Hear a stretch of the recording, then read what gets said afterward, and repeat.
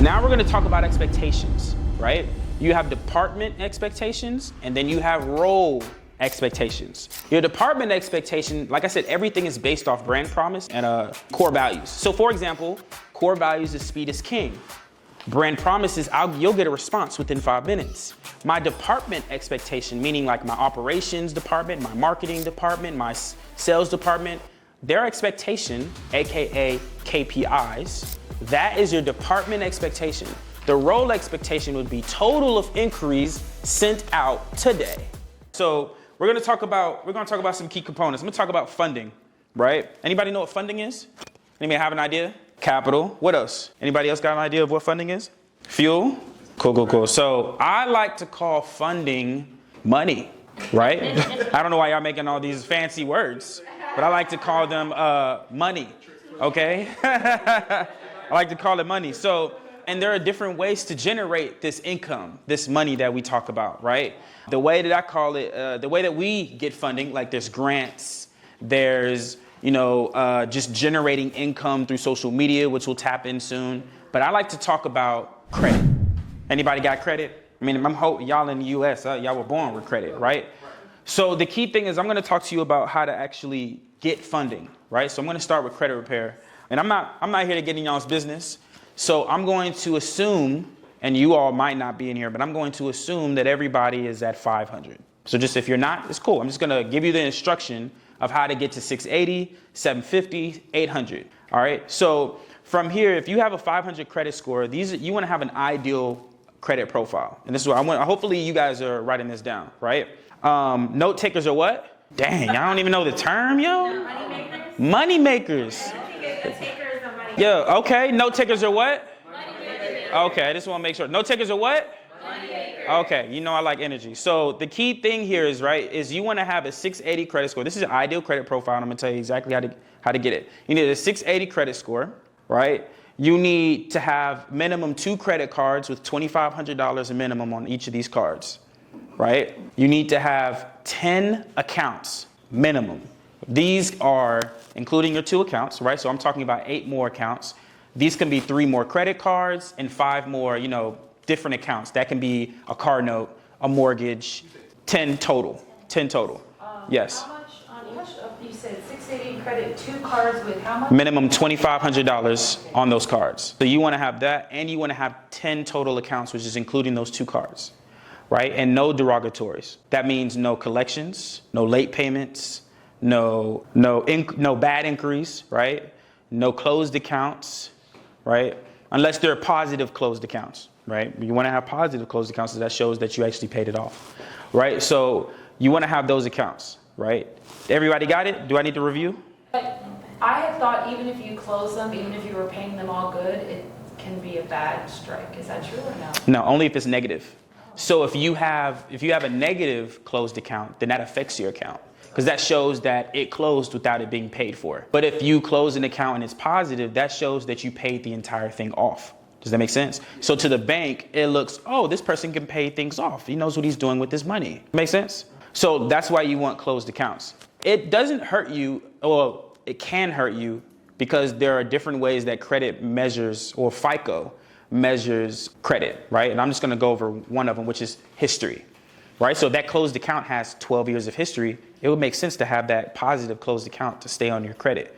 Does that make sense? Yeah. But if it's like 30 days, if you remove it, it's not going to hurt your credit. Okay. Does that make sense? So that's kind of like a trick question. Go ahead. Can I ask you a question? I don't want to move you to another direction. No, you're good. We are talking about credit now. Yep. Mm-hmm. And I don't know if this is just a big thing that I'm hearing from just people, just being around people. A lot of people are talking about CPNs and stuff like that. Mm-hmm.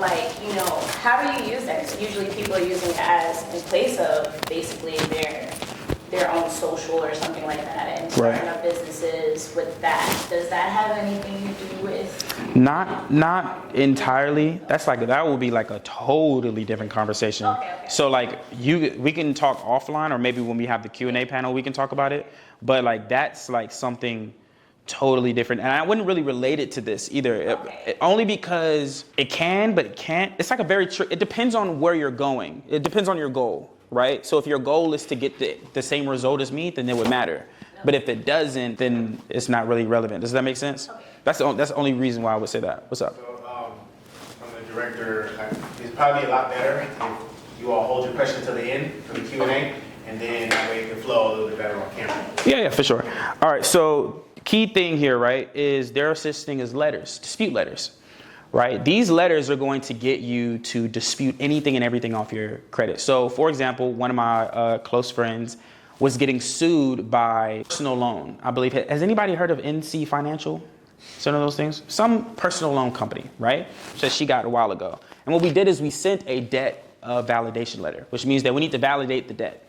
Because it's illegal for anybody to report anything on your credit report without your permission. They need your permission to report anything on your credit report because your credit report is based off your Social Security. So really your Social Security is your credit. So if you have your Social Security card, that is your credit card, right? Because you're born with it, right? So the key thing here is if anybody reports something without your permission, you can either sue them or you can dispute it to get it taken off. Does everyone follow me? Yeah. So anytime you send a debt to validation letter or debt of validation letter, you're coming to them saying, hey, you're saying I am owed $10,000. Let's validate that. Let's see if I really, so you're challenging the debt that's coming to you, right? And then they will decide to delete it. Now, how many times let me ask this. Has anybody tried to remove something off their credit and it came back? Yes. So it came back, absolutely. This happened to me with student loans. So I've got my student loans removed several times, right? And there were times where it came back in different bureaus. Right. Now, mind you, we got to change our terminology for a moment, right? Experian, TransUnion, and Equifax are not bureaus. They're reporting agencies, right? We always like to say FBI, Federal Bureau of Investigation, or, all these amazing bureaus that are out there, right? And so they tricked your mindset in thinking that Experian, Equifax, and TransUnion are also bureaus, but they're not bureaus. They report what's going on in your credit to your credit profile. So that's why you have to go to them in order to take it off. Then there's underlying what we like to call secondary reporting agencies like LexisNexis, CoreLogic. Those are the people that are also reporting like the inquiries and the collections and all of those amazing things, right? We'll talk about that on another note, but you want to switch the terminology because if you send a letter to them saying, hey, credit bureau, they're not going, that's one of the reasons why when you remove it, it gets placed back on. Because what you did is removed it and not deleted it. Does that make sense? So you didn't delete it from the file, you just removed it from the internet. Does that make sense? So that's why they can put it back on. Does that make sense? So you want to make sure that when you're sending these letters that you're saying the right names, you're saying you're saying reporting agency, right? Not credit bureau. Is everyone following me? And delete instead of remove. Key thing. You don't want to say remove, you want to say delete. Deletion of credit. All right, so moving forward, those are some of the letters that you want to send, dispute letters. Next thing, right, is after you send those things and you have that amazing credit profile, you want to make sure that you're sending, you're building personal credit, which is getting personal funding. Has anyone heard of Bank of America, Chase? Anybody heard of Navy Federal? Navy Federal give that bag, okay? The key thing here is when you get your ideal credit profile, you want to go get credit cards. When you have that ideal credit profile, personal credit, they'll give you minimum of $10,000 to $20,000 to $30,000 on one card. One card. So when you are getting that set on your personal credit, now we can start using that for your business. Does everyone follow me? And the key thing is, I always suggest before you just go ahead and unless you're a real entrepreneur, because the definition of entrepreneur is taking risks, right? So if you're a real entrepreneur, you would put that into your business to grow your business. But the key thing is, of course, you have to pay that back. Is everyone following me? So here's a hack. What we like to do is something called hiding utilization. So this means, let's say I have two credit cards, Amex Platinum and Amex, whatever the other Amex is, right? You can do something called a balance transfer, right? So let's say on this one, I owe $10,000, and then on the second one, I owe $10,000, right? Or let's say one of them I owe $10,000, and let me start over. I have $10,000 on both cards. I use one of those $10,000 cards, which means I only have one with still 10,000 on them. Does that make sense? What I can do is use one of those 10,000s and transfer it to this other card. So now I technically don't owe the debt. And then what I would do is I'd transfer it back. And then I would keep transferring. Keep transferring. It's completely legal. All you're doing is transferring money. We do it every time. Zelle. We do it every day. You can send it, just transfer it between each other. So what happens is now you have free capital. And the thing is, you have 0% interest when you're applying for these cards for 12 months, 6 to 12 months. So that means you're able to really give your business time to grow. Does that make sense? So the key thing here is when you're transferring this money, right? Because it's such an amazing thing when you're just able to transfer, right? You're now generating cash flow as this is going on. So now you can just stop balance transferring and just use that cash flow and pay it back. Does that make sense? Now, after you get personal credit, you want to start getting business funding. These are 3 steps: credit repair, personal funding, business funding. Does that make sense to everyone?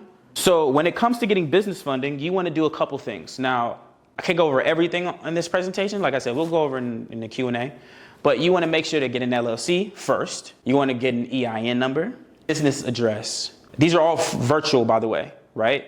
Virtual business address, virtual phone number. You want to make sure to get you net 30s, which is like, let's say, how do I want to say this? Like credit cards on business, lines of credit on business, on the business side. Because the whole thing is to control everything but own nothing.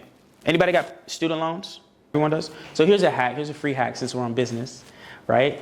What you can do is, the key thing here, and we're talking about business funding, is you want to apply for the exact same banks that you applied on your personal, on your business. And the greatest thing about business is that you will get 5 to 10 times the amount of funding because they love giving money to businesses. Okay, so if I got 20,000 on personal, I'll get 100,000 on business.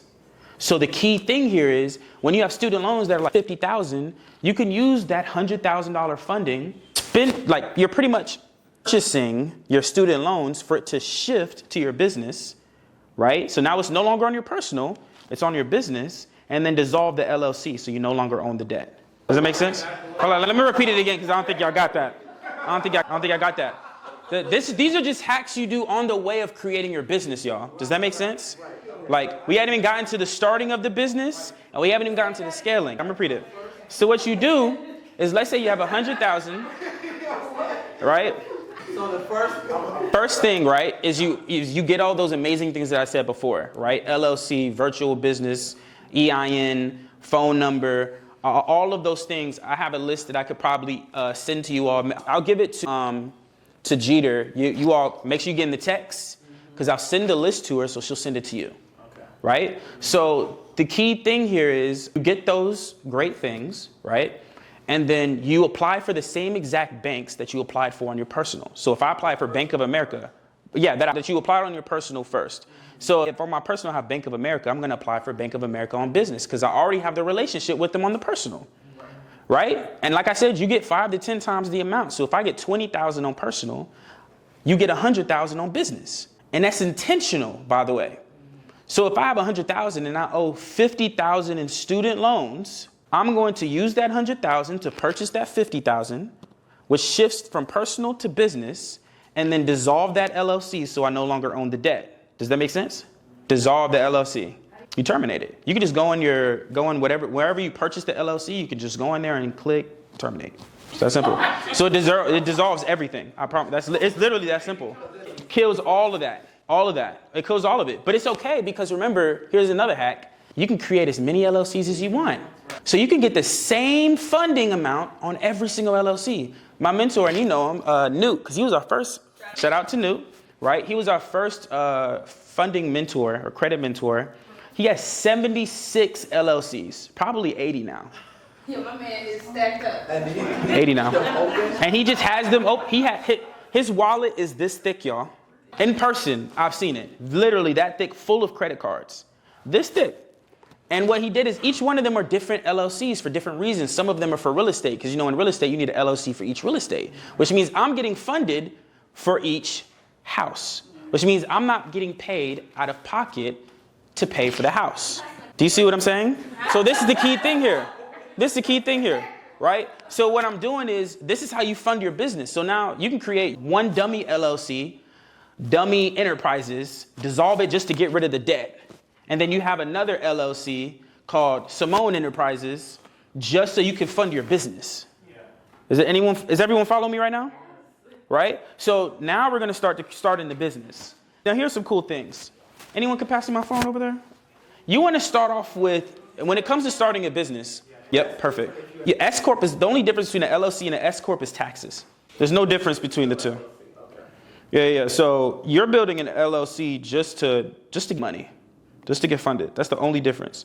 And the key thing here, right, is when after you get the funding, you want to start thinking about your business. Now, this is the greatest part that I loved about everything everyone else said. He talked about really how to create a business from scratch, right? Get your competition, focus on your niche, choose the best niche, make sure, like all those 6-7 steps that he gave was amazing, right? Because that one saves me from having to tell you how to create a business because he just went over it.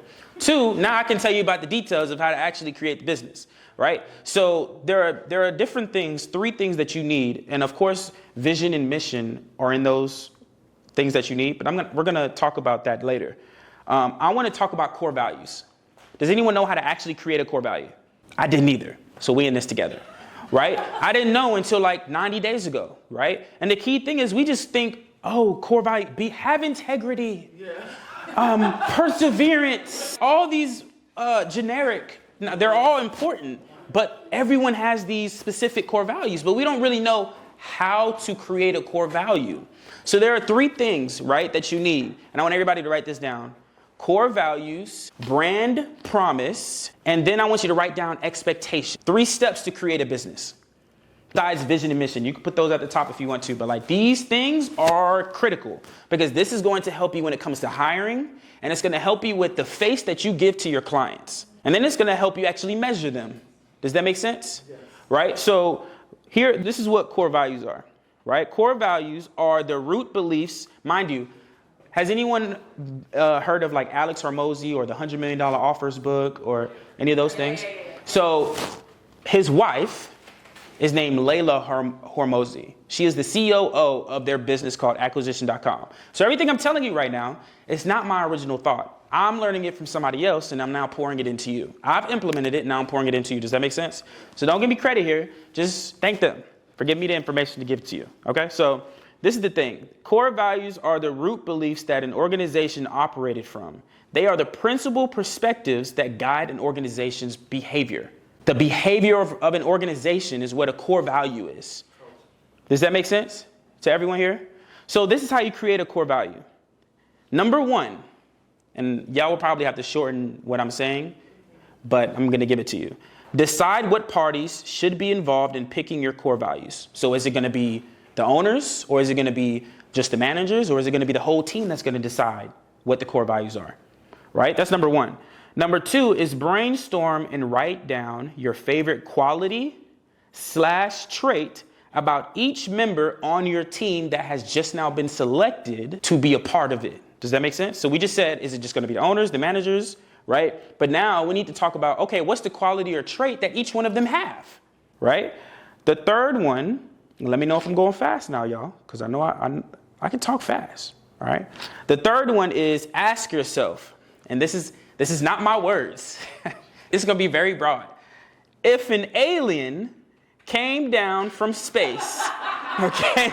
I'll tell you, this is not my words. Thank Layla and Hormozy. They're very creative and amazing individuals that are my mentors, and then I'm giving it to you. If an alien came down from space to explore your business, how would you describe the environment of your team to them?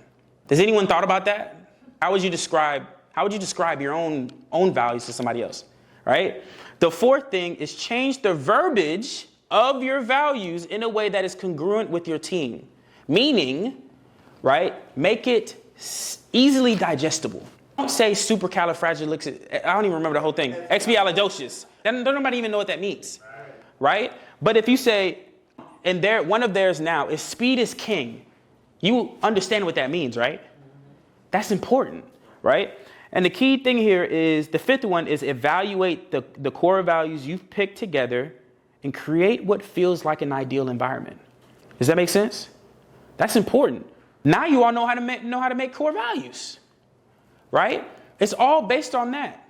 So those 5 things, you create core values, 3 to 5 of them. And you run and always remind your team, always remind yourself, and consistently say it every single day, right? So you have these people as your team, they should be hearing your core values every day, right? Or once a week, whatever the frequency you want it to be, but it should be consistent. Does that make sense? All right, and that's everybody in this room, right? Now, let's talk about brand promise. A lot of people actually, like I said, I didn't know what a brand promise was until like 90 days ago. And this makes you rethink your entire business, y'all. Legit. It makes you think, like I revamped my entire core values because I was like, I don't even relate to this. This is what somebody else said that I should do. We shouldn't believe every single person. We should listen, but that doesn't mean we should believe it. Our beliefs are different, right? So the key thing here is brand promises are often tied to strategic metrics that drive your business forward and tell your external customers. Your internal customers are your team. Your external customers are your clients. Follow me? It tells your external customers what your internal values are, as well as the expect in terms of results and experience. So what that means is if I say speed is king, my brand promise is I should be responding to you within 5 minutes. Does that make sense? My brand promise is based off my core value. So their, like I said, acquisition.com's core value is speed is king. Their brand promise is you will get a response from me within 5 minutes. That's my brand promise to you. Does that make sense? But it's based off my core values. So somebody give me a core value. Somebody give me one. Let's make this engaging. Never be satisfied. Never get satisfied?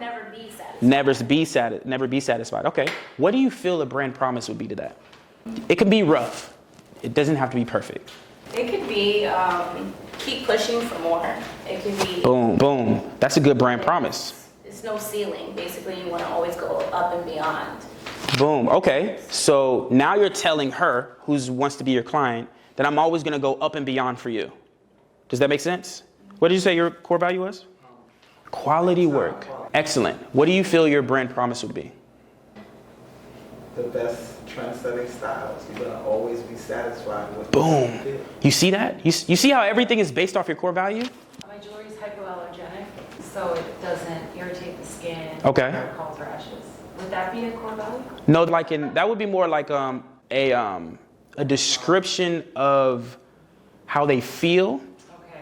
but not more of the promise that I have for you. Now you could, boom. Okay. This is rough. Okay, stress-free content creation. Now what would be your brand promise?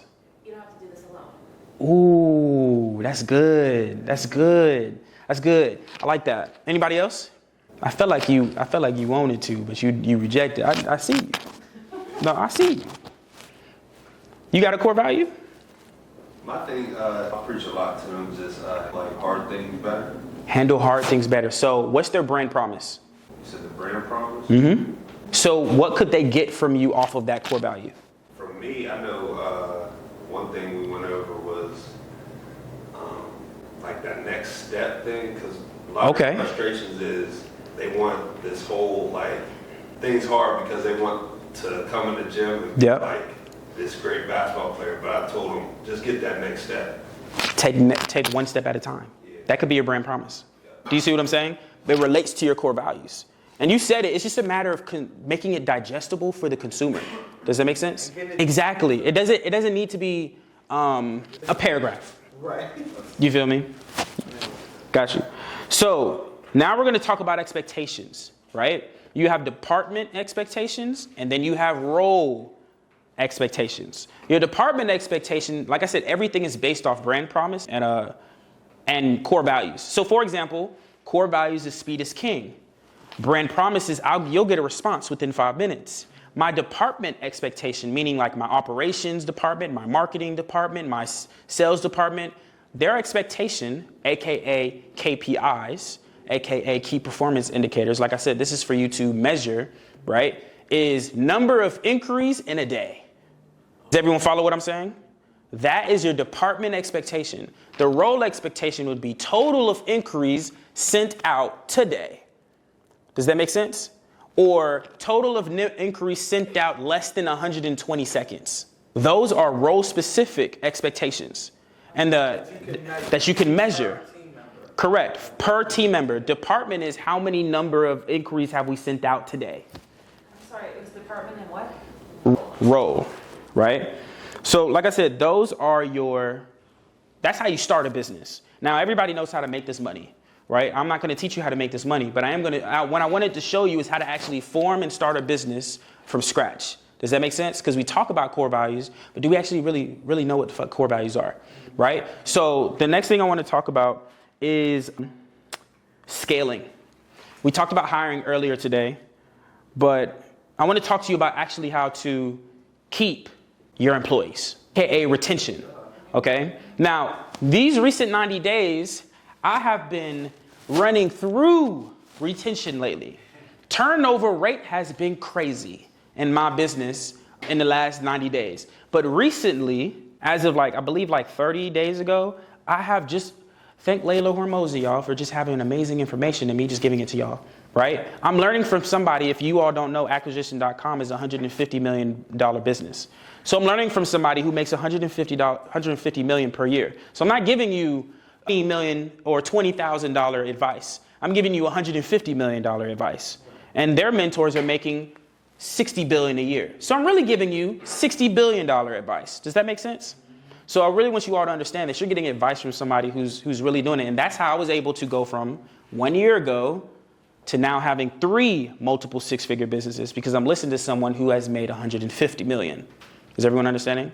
So what they said is you need to have accountability.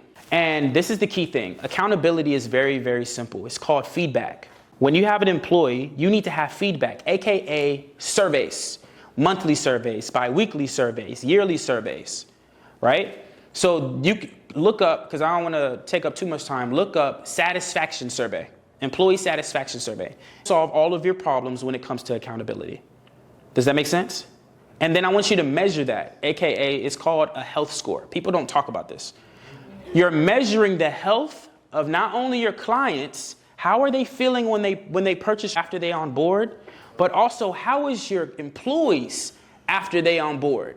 I think of my employees as if I'm selling somebody. Like earlier today, I said lead generation or client acquisition. This is talent acquisition. Do you get what I'm saying? We're hiring talent to be able to build our team.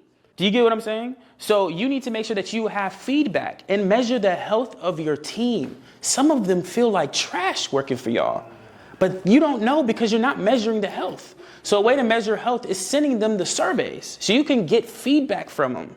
So you can really know how they feel, because they're not going to tell them survey, right?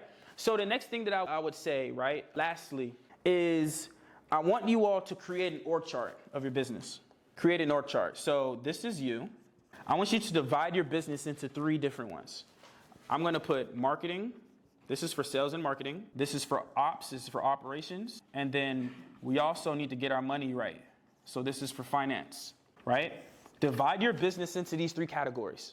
If you can divide your business into these 3 categories, this is how I have mine. I'm gonna just show you mine. This is content, which content people I have about, I think 8 now. And then sales, which our sales team, we have about 3 or 4 now, but I'm gonna put 3.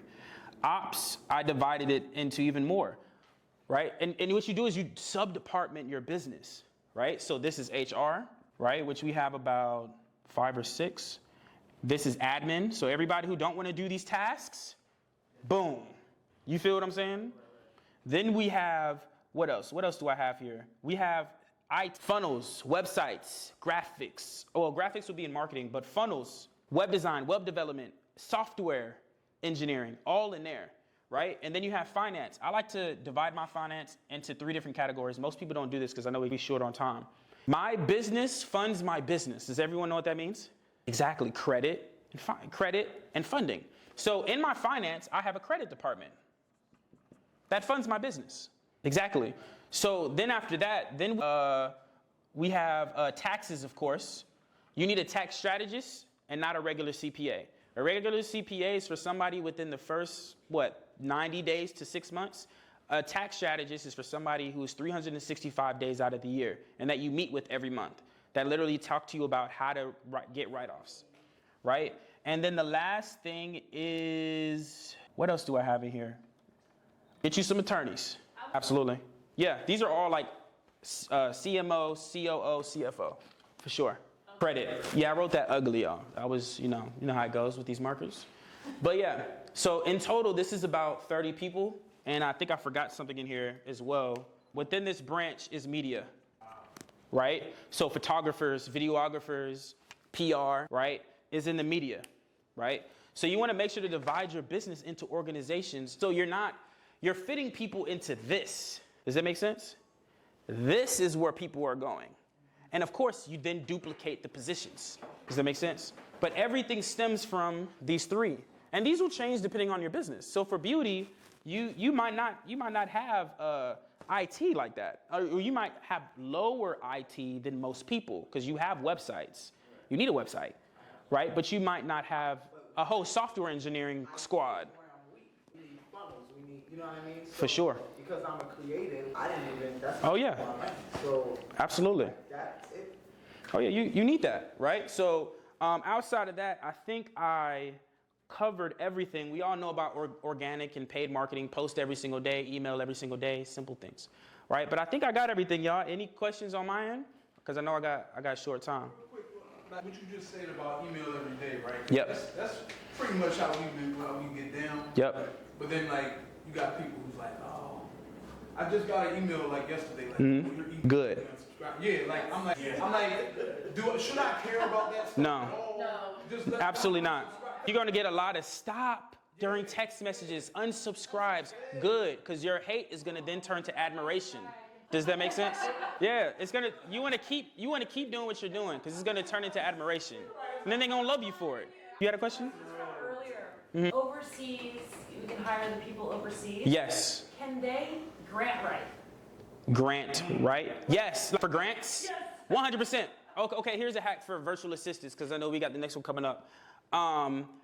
I don't do nothing, okay? So what I do is I hire people, put them in a grant mentorship, a copywriter, have them learn it, give me the notes, and they go write everything. Does that make sense? So that's how I do it. So any books that I read, small things, right? I have them read the books, give me the notes, and then they execute on the books. Does that make sense? So those are like hacks that I do to answer your question on that. But That's part of their job. yeah, Do it, and that's- yeah, you got to make that environment. So I appreciate you all. I know. No, I'm right here. Oh, yeah. Go ahead. My bad. You need this? I appreciate you all. I'm gonna be right here, but I thank you for the time. In that vision map, it gives you a section where you're going to write rules for yourself. So certain things that you're going to do on the weekday and certain things that you're going to do during the weekend. And so by you committing to at least waking up at the same time every day and going to sleep at the same time every day and what that routine looks like, I think will spill over in other areas of your life that will help you be consistent. So to go deeper, are you asking how to be consistent in general, or is this a specific business activity? I was just about to say that. For business, how do you stay consistent? For instance, you speak about the emails and stuff like that, but then we go into hiring someone that could possibly answer those emails for you. I just wanted to know, like, what is it, like, how do you stay consistent? You don't lose focus with doing too much or something like that. Do you just stick with one path, like just stick with one thing until you become successful at that, and then branch off, get bigger, you know what I mean? It's, how do you stay consistent? But you kind of answered that with the things that we spoke about earlier. Even Rob that was sitting here. I was just about to mention it too. Answer so many Can I add things. that thing on here again? Eisenhower grid. I memorized it. Oh, God. Do you have a photographic memory? Yes. Oh, wow. So in this area is what I was mainly talking about. So I delegate consistency. Yes. Does that make And this sense? is like don't do. And then this is do, schedule, delete, and then important, Yeah. and then So good. I'm glad that Rob was able to help you answer this question.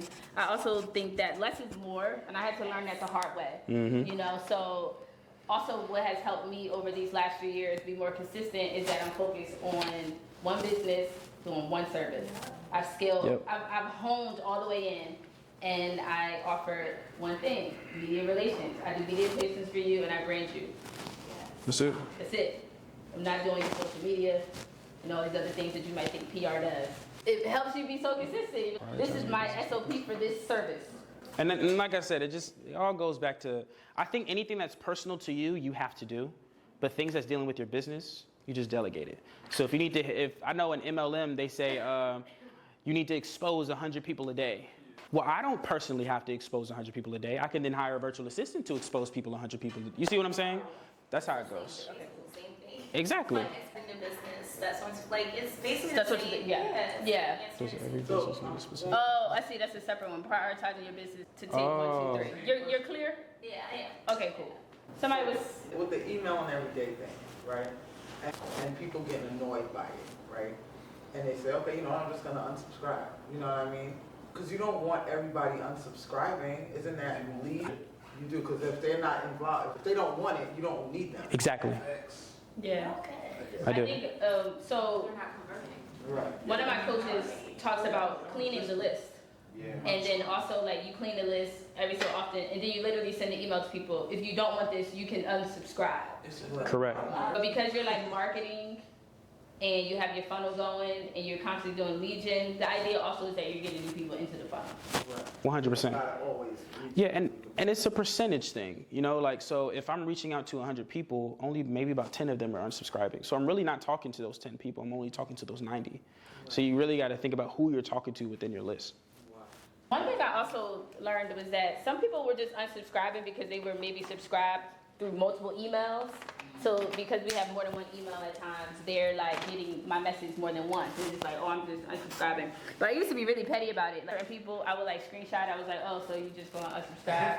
Dang. I saw you did that. But then, I had to like move forward into bigger things to worry about.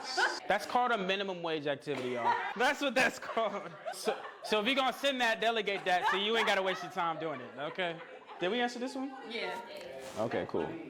So does every business need a specific footprint, although there may be many others alike, to be lucrative or more successful? So what do you mean by specific footprint? So, for instance, I'm picking up on a lot of people when you talk about the business. What sets you apart? The story. Right. If I'm selling something, if it's a product that other people sell, for instance, his business with his shirt, he has a story behind it. He talked about basically being an activist and what he stood for. That's when he came up with the branding name. But like everyone sells shirts. Yeah. But he knew that he had to take a different step or a different approach to sell his shirt, is because it was like it had more meaningful things behind it. So it's just like I'm noticing like with businesses, although it may be like something else, does it always, you have to do some key factor to set it apart for you to sell it, or to make it different, for it to be more of a lucrative business. Because like, for instance, like a candle business, so many people, you have Yankee Candle, you have, I forgot what Bath and Body Works is called now, like White something. Yeah, it's they changed that. It's just like everyone sells candles. What is going to set you apart with selling candles? Does it have to be a signature, something that makes it different? Do you have to throw a little bit extra for you to actually be successful? Or do you think because of there are 8 billion people in the world, someone's going to buy it? I mean, is it okay to think like that? Or is it just like when you start a business, you need to know how you can set it apart from others? You want to go first or you want me to go? You go first. Okay. You bought her ticket, this Yes. Meetup to Millions. Yes. Why did you buy the ticket? Well, I bought it. I wanted to pick your brains. I'm a new business entrepreneur. Like I was saying, like you said last year, you were just doing a 9-to-5. Yep. I don't want to do that anymore. I could definitely become and retire a millionaire in the company that I work for, but I don't want to wait another 20 years. I want to start now. I wanted to come here. Like he said before, I watch her. I went to school with her. Yep. I see how she operates. The key thing. Perception is reality. I hear a lot of her. Yes. So the reason why you invested in, the reason why there's so many different businesses is because they invest in the person. Yeah. Do you get what I'm saying? So that's why I asked you, why did you invest? You invested because of her. You didn't invest because of the brand Meet Up to Millions, right? So the reason why how you differentiate yourself is the story. Russell Brunson calls it the Epiphany Bridge, right? So what this means is you have to remember what got you excited before the mumbo jumbo of talking about, funnels and the intricacies of the square root of 8 equals, no one cares about the mumbo jumbo part. They want to care about the reason why and the simple reason of why I got you excited to join something. So that story of the epiphany bridge is what's going to differentiate you from everybody else, because each person's epiphany bridge is different. Yes. Does that make sense? Right, and if I could add, Yeah. you could buy a candle at Walmart. You know what I mean? What is it about your candle that's gonna make me say, you know what? I'm gonna stop. I'm gonna place this order online. You know what I'm saying? Make sure I'm gonna wait for it in the mail. You know, so it could be a niche. They could be soy candles. It could be a signature scent. You know what I'm saying? That I smelled it somewhere that I can't. You know, once I smell yours or whatever, the way it burns or how long it lasts or whatever, the things you put into your candle that they're not doing, that the soy is not as harmful for me. I'm gonna go the extra mile because I like you and because your product is incredible. And sometimes it's familiarity. How many times do we eat mac and cheese and we're like, but it ain't my grandmama mac and cheese? Do you see what I'm saying? Every time. So like, it's the same thing. Yeah, the story is familiarity, culture, right? Sometimes what the meaning is about, the epiphany bridge, what you stand for. And exactly. Now, money is a key component for this, right? You could talk good all day, but marketers' wallets speak more than, if I'm talking about the same story, same exact story, and this person has $100,000 and this person has $10,000 towards marketing, who's going to win? The $100,000, because he has more money. You see, because it's in your face. So that's another reason how you could differentiate yourself is through your wallet. Does that make sense? Do you have some? I think that was great. Yeah. Like you want with the 10,000. So you know what I'm saying? You throw all your money into marketing and then the marketing doesn't work. Then you gotta figure out Testing, remember? Testing, yeah, that's the key thing. Testing everything. I tested today. Remember, I was going to talk only about one thing, right? But I read the room, asked questions from the last time we discussed, and tested. Yeah, and then based off the room, I adapted to everyone's problems. Does that make sense? To give a solution. So I tested the audience before I gave my subjects. So did he. He was going to come here and just go off the cuff, but he based off the audience. He then said, I need to talk about a specific thing to then give value. Does that make sense? He said there was two things that God. Oh, I was about to say, did I say that? I must say that. I say a lot of things, but I don't remember me saying that right there. Like, that's a totally different. I was like, how many other stuff did I forget to say? No, I really was gonna be like, I don't know who said that, but I mean, if you need me to comment, then you know I will. Like what you mean exactly when you're saying the testing? So testing is just, okay, let's give clothing brand as an example, right? I have 6 shirts. I need to know which shirt is gonna sell. I'm gonna sell all 6 of those shirts, right? And then figure out which one works. I tested all 6 and I figured out, oh, this black one works. So I'm gonna only sell the black one. But I had to test each and every one of them to figure out which one works. So it's the same thing with like conversation, right? Each time I'm having a conversation, I'm saying the phrase differently just so I can test to see which one's more digestible for the audience. So for example, my mission statement, we help struggling small business owners systemize, fund, and scale their business. What it was before was we help black and brown families, entrepreneurial families, systemize and fund their business while helping each one of them make $150K per year, right? That's a long mission statement, right? So what we had to do was test and see which one worked better and at which time. So it's the same thing. Like you test your hairstyles all the time. Is this way work or does this way work? Do you see what I'm saying? That was really great. Because sometimes I see you all send out like kind of like a, I don't know if it's like a pre-sale or it's kind of like you have special items for a certain amount of time or something like that. Is that kind of like you testing a product to see if people actually want that product? Yes. What y'all call them? They're like samples? I do. Sometimes we say, look, check this stuff out. If you like it, you know, y'all eat it up, then we gonna bring it back. You know, but I like that. So it's like, I need one. Yeah. like this is the test right now. Not for real. I'll send you my mailing address All right. so I can so we can get that flowing. Before you kind of go all the way on the deep end of launching a product or launching something new, you can do a prototype on it and then see what they say.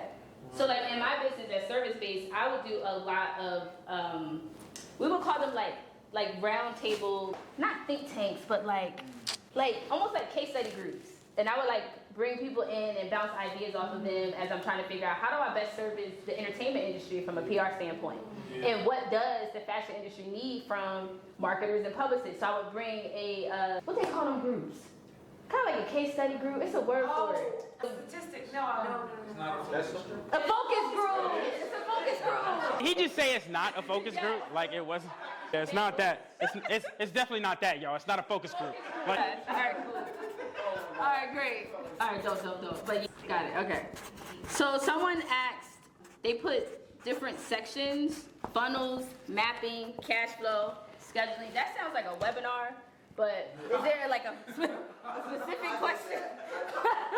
Anything we didn't cover yet? Yeah, no, well, funnels, I guess I need, that's like personal stuff, like IT was saying, I understand that you gotta pull everybody in one place to try to make the sale through the funnel. Did she funnel her hair products?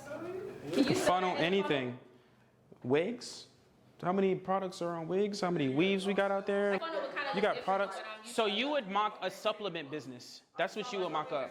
If I attracted an audience by saying I can teach you how to start dreadlocks, and they come in to learn about starting dreadlocks, but then I say, these are the products you use to start the dreadlocks. Yes. Right. And then that funnels them down to purchase. Okay. You know it. All right, I learned And that. she would do that in like a video, right? So many different ways. Text me.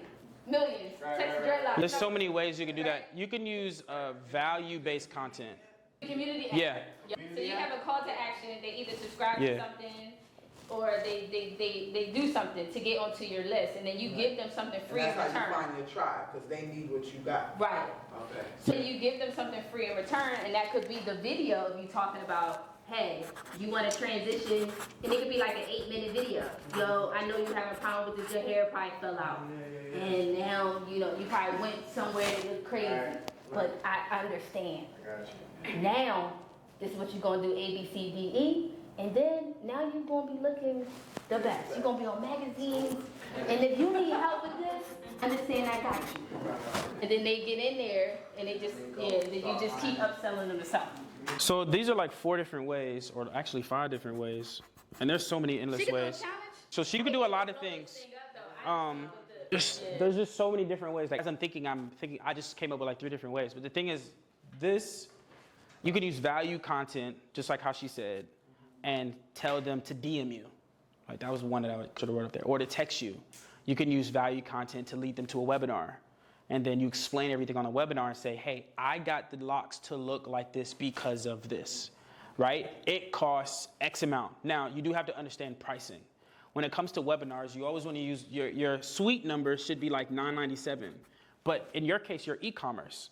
So you wouldn't really webinar wouldn't be the move for you. Does that make sense? Right. So content would be great. Text would be great.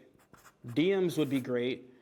DMs really would be great. Community would be based off this. You can even use a Facebook group to create a community as well, right? Via sales would probably work best.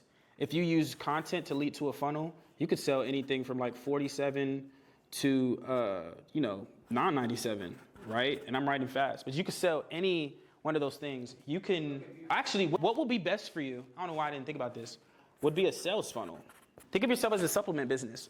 Supplement businesses back in the day would sell, the first thing that they would sell from value content to the page would be 2 supplements. Then after they buy 2 supplements, the next page would be the exact same damn supplements, but it'd be 6 of them. But I don't understand. Oh. As in pills. Okay. But you could do the same thing with hair products, right? It'd be 6 of them. And then after they get 6, then it'd be 12-pack. You get what I'm saying? And you could do the same thing for your hair products, for like the way that they do their supplements. Buy the gel. Like you just reduce like how many times do we buy something off of a discount? Right. Because we get more. Oh, it could be monthly, $47 a month. But if you buy it yearly, you'll get 2 months free. We'll buy it yearly for the 2 months. You could do that too. That's the trend right now. How many clothing brands have subscriptions? Do you get what I'm saying? And you cancel when you're done. And the cool thing Especially in beauty. A cool thing about your business and the fact that you have this product is if you don't want to, you don't even have to start a subscription service yourself. because there are subscription services already out there. To be a part of. Right, you could just provide them with the product Shopify. and create that, whatever Just that enough business for a transaction month. is, Just and let them do the logistics. And then you just focus on content and selling the content, and then they doing, that's another channel to distribute. You just make sure you 100%. produce it that way, so that people, you know. You know what you I can actually really test? like that. I do too. You know what you can test to even do? Do this. Actually, everyone do this, right? I'm looking to help X amount of people achieve whatever outcome. Put that in a DM, and anybody who DMs you, Oh, you mean put it in your story? in your story, excuse me, anybody who if you put in your story, I'm looking, so what works for me so much, and I use this for overnight plays now, because it works so good now. I'm looking to help 10 people generate an extra $150,000 a year. DM me the word 150K. I get 20 DMs off of that. 20 DMs. But you don't have to have a huge following. I only got 7,000 followers. But he does it consistently too. He does it every day. Every day, every night, every day, 3 p.m., whatever, because it gives me more leads. So if I get DMs, and so everybody has that network. You see what I'm saying? People just don't say whatever your network is looking for in their stories. That would be great. I would do that before you all leave. I would do that right now. Whatever the outcome is. Cool. Was that everything on this one? That's cool. Thank you, guys. Yeah. That's the cool thing about being a VIP. We can just all the questions. So, how to attract and nurture ideal audience through media opportunities in Q4, Black Friday, and holidays. Best way to turn attention into cash. That's Perfect. you. Perfect. So, there's some stuff in your folders. I'm gonna go over real quick. Pull out that podcast one. I need to look at somebody, so I dropped my folder off. Oh, This will be you too. Okay. Can I, Jones, can you pass me one in that folder? So, Q4 is very, very crucial for product-based businesses. But really, if you're a service-based, you can turn this into an opportunity for yourself as well. But we all know that the holidays is here and that the shopping season, thank you so much. The shopping, I'm going to look at 5 easy ways to start your podcast tour. The shopping season is upon us. So people, you know, they spending, they doing deals, and they looking for sales, and they buying gifts for everybody that they love, right? So we've been talking a lot lately about monetizing podcasts, right? Because, and monetizing media in general. So earlier I touched on this about having an affiliate link. Having an opportunity for the person's media platform that you're going to be on, that they also have an opportunity to make money with you. Yep. That makes it extremely enticing.